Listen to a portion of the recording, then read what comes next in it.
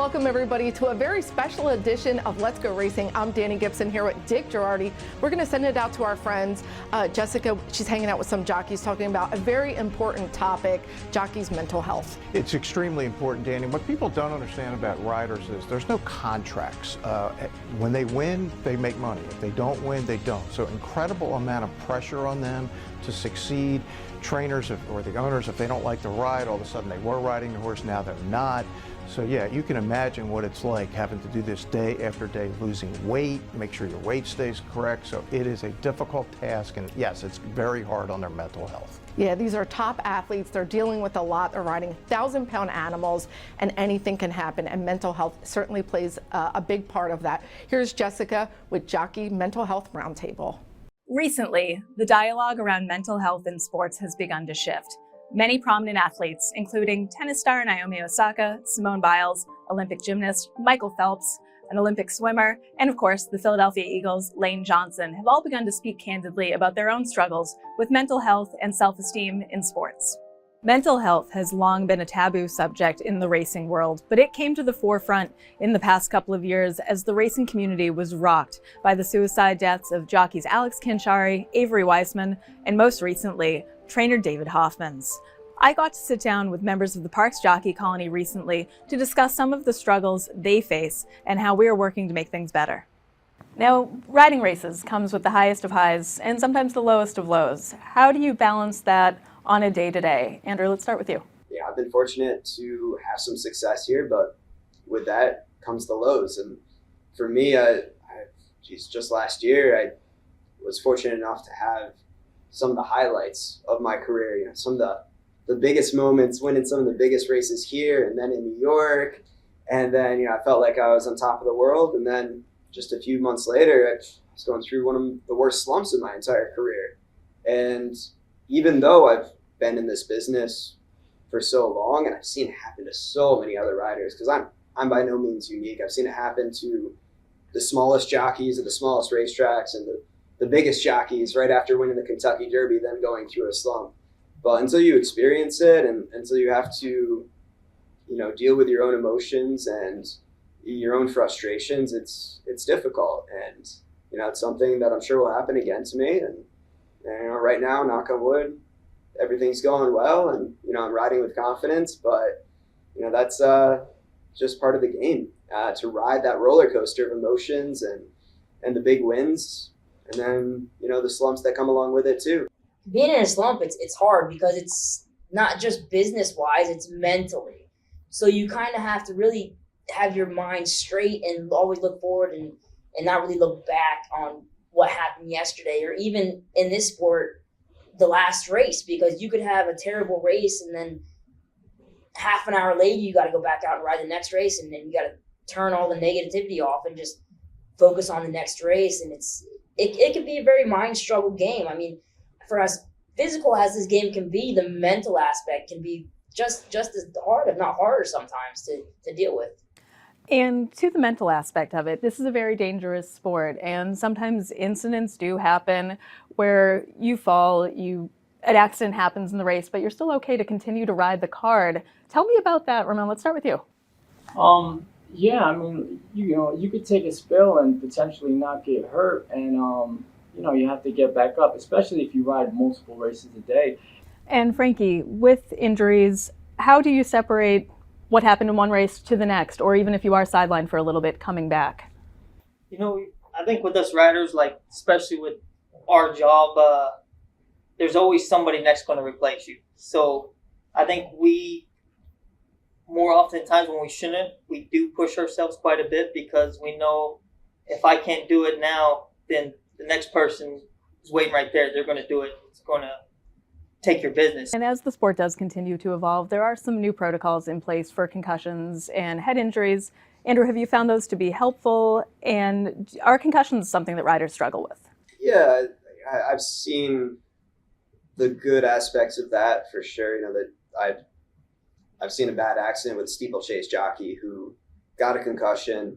He really should have sat for a couple weeks until he healed up. Unfortunately, he took another fall a week later because a step wasn't followed in the concussion protocol, and now he's permanently brain damaged. And that's really sad to see. It's really hard for us to sit ourselves. You know, we have so much riding on every day we ride. If we miss a day, if we miss even a few mounts, you know, we could lose a lot of business moving forward. And so we're always putting that pressure on ourselves because, you know, we love the game. We love what we do. It's happening again. Those missed tackles are starting to stack up. Your friends pleading with players who can't hear them, sweating it out week after week. But not you. Why? Because whether they score or not, there's always another way to win on the Parx app. New casino users score up to $1,000 bonus back in their first 24 hours. The question a lot of people are asking themselves these days is, do I buy new or do I buy pre-owned? Here's what I'll tell you. New car inventories are still low and new car prices are still high. However, with the certified pre-owned Nissan at Chapman Nissan, we have a huge selection and you can save thousands over new. Plus a 7-year, 100,000-mile limited powertrain warranty, roadside assistance, 1-year prepaid maintenance, and so much more. And not for nothing. Can you really tell the difference? I can't.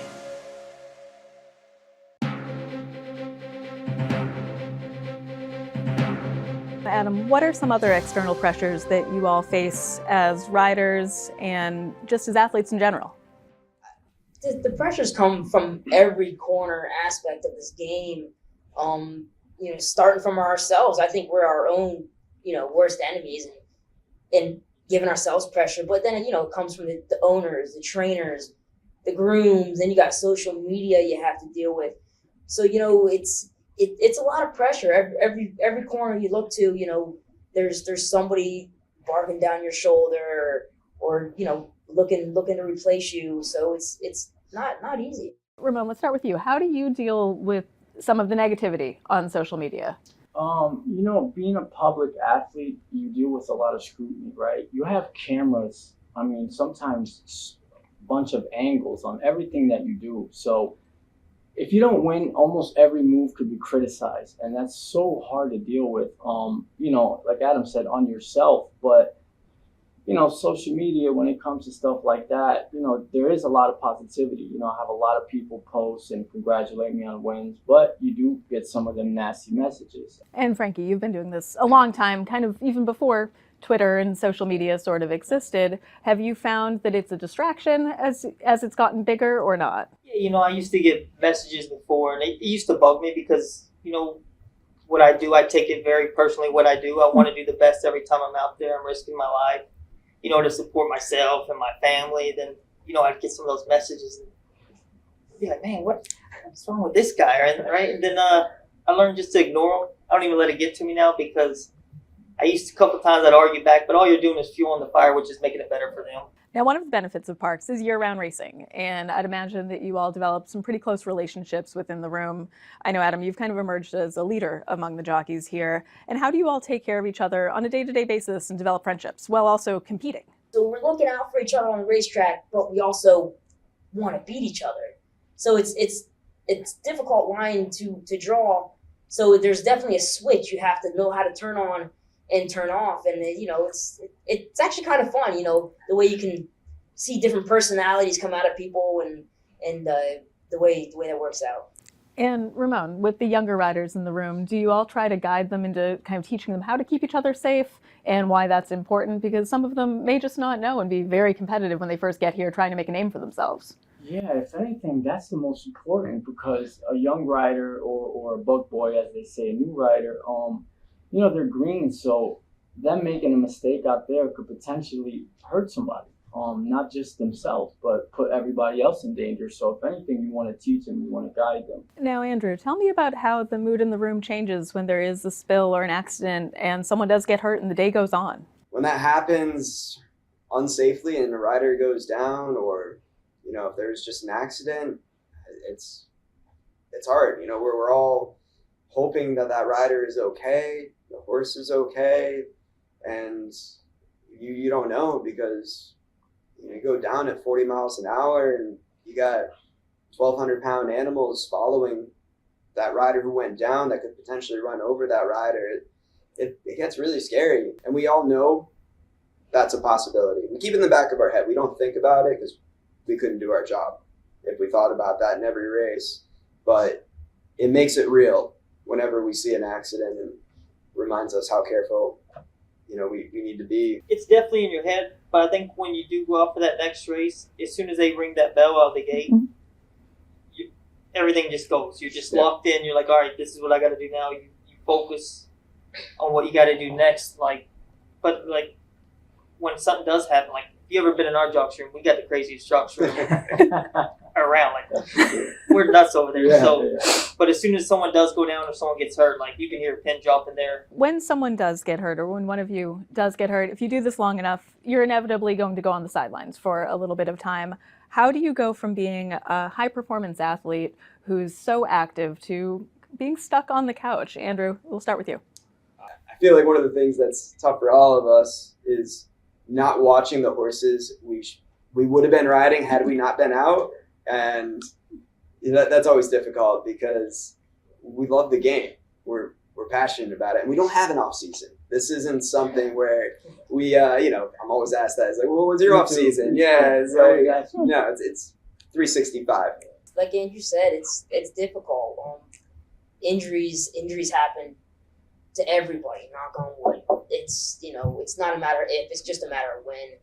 And like Andrew said, when you're used to waking up every single day, 4 or 5 o'clock in the morning, going to work, getting on horses in the morning, and then riding races in the afternoon to nothing, it's hard because you're so used to being busy and active and having your mind constantly running and thinking about work, and then to do nothing, it can drive you crazy. It's happening again.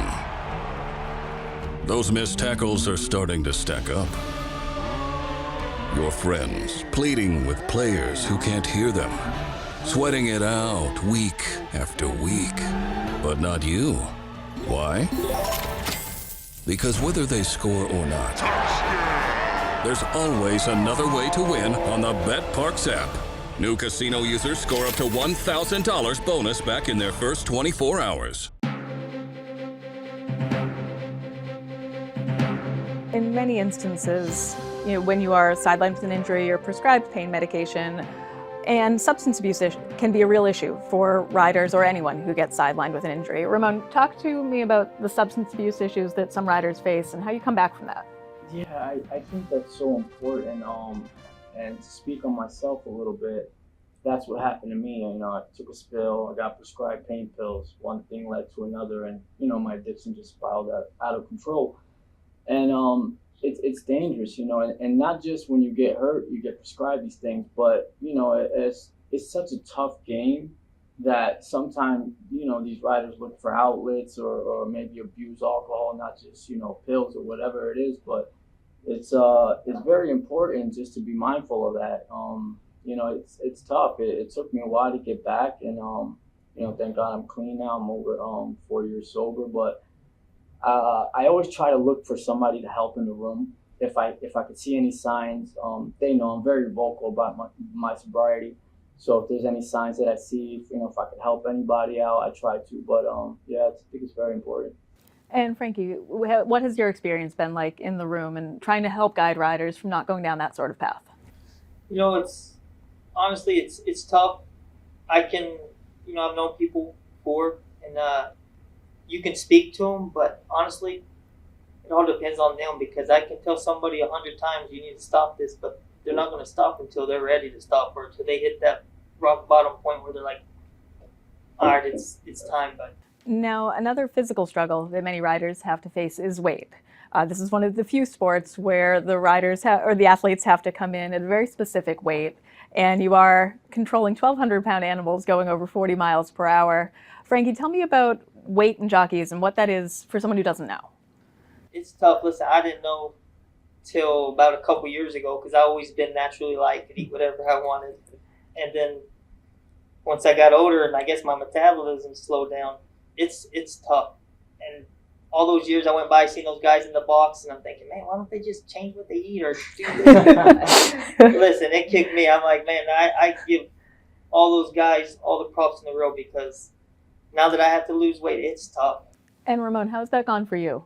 For me, you know, I'm a taller jock, and when I came back in 2020, I was 150 pounds. Oh, wow. 152, and if you look at a program, some of these programs say 118, 119, and we have to actually be lighter than that because we have to weigh in with our tack. So it wasn't that hard for me to lose the weight because I guess I've done it before, but to maintain it is another animal. So it's tough. You know, I have to be mindful of what I eat. Definitely have to work out a lot. As Frankie said, you know, got to use the sauna, a couple pounds, and it's tough when you go out there and perform and you ride 4 or 5 races and you're thirsty. And, you know, it's not like with boxing, you know, you cut weight or even wrestling, but once you weigh in, you know, you could rehydrate and all that. And with us is we have to step on that scale before each race. So yeah, we can rehydrate after the last one we ride for that day. But then, you know, if you got to ride light in an early race and you got multiple races that day, it's hard. So, you know, it's definitely been hard to maintain. But now, Andrew, in the program or in the changes each day, it's listed if a jockey's overweight by a couple of pounds. That's typically allowed. Do you feel pressure if you are coming in consistently a couple of pounds overweight from trainers or owners? Yeah, I can imagine those jocks who just keep getting heavier and heavier, and they're going from 1 pound over to 2 to 3 to 4. Then those trainers might not want to ride them, and you know, it's, especially if they're getting beat just by a little bit, then they might say to themselves, "Well, there's the excuse right there." And whether it is or not, it's really hard to say. It's hard for me to imagine that an 1,100-pound animal carrying 119 pounds versus 120 pounds is really going to make that big of a difference. Let's look towards the future. We're all trying to make the sport safer and better for our human and equine athletes. Adam, to start, what would you like to see going forward to make it better for jockeys?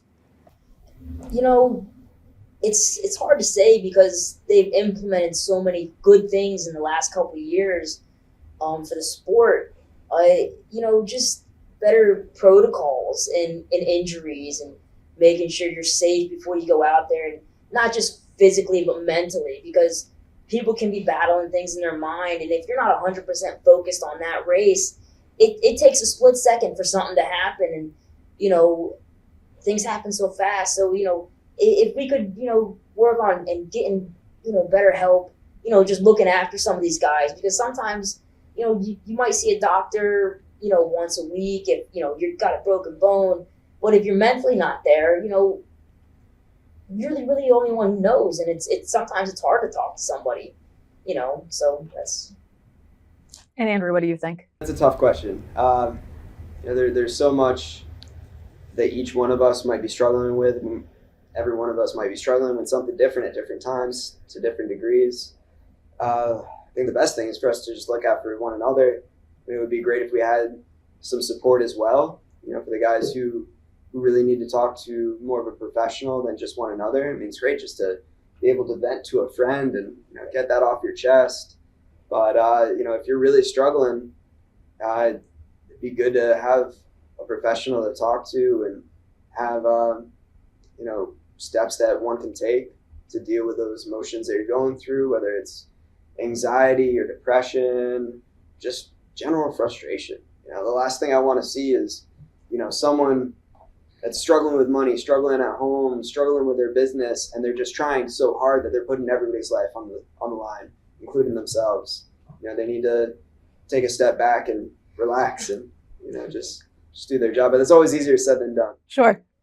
And Frankie?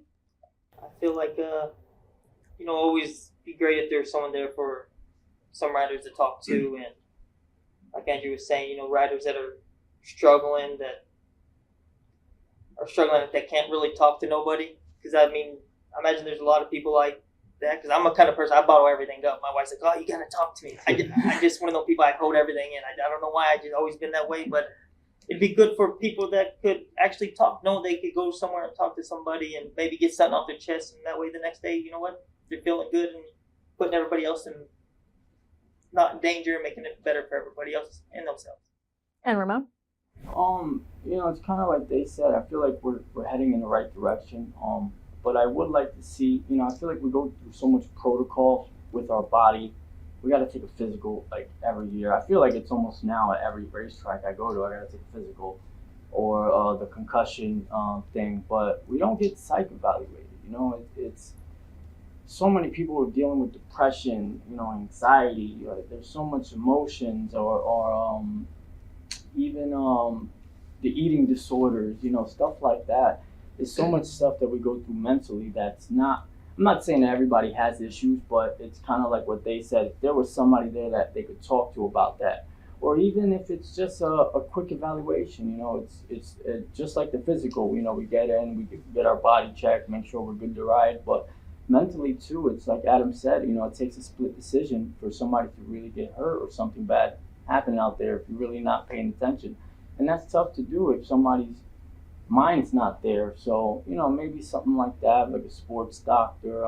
I know they have one at Monmouth, something like that, but if that was more accessible to riders, I think it'd be a great help. It's happening again. Those missed tackles are starting to stack up. Your friends pleading with players who can't hear them, sweating it out week after week, but not you. Why? Because whether they score or not, there's always another way to win on the Parx app. New casino users score up to $1,000 bonus back in their first 24 hours.